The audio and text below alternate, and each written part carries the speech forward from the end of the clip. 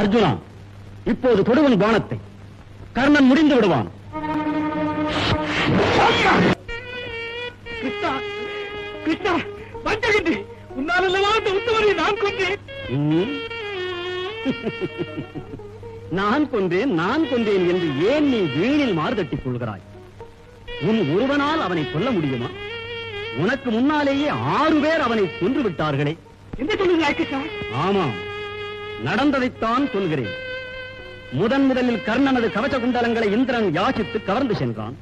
2வது, பிரம்மாஸ்திரம் அவனுக்கு பயன் தராது போகட்டும் என்று பரசுராமர் சபித்து விட்டார்.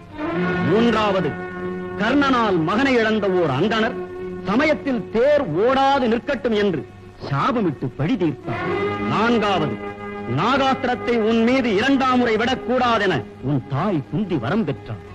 5வது, சல்லியன் தேரை நடுவழியில் நிறுத்திவிட்டு போய்விட்டான்.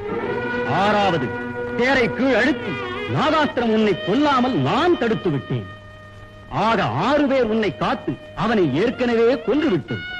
கடைசியாக செத்த பாம்பை நீ அடித்துவிட்டு நான் தான் கொண்டேன் என்று வீராப்பு பேசுகிறாய். பாவம் பழி என்று பதறுகிறாய்.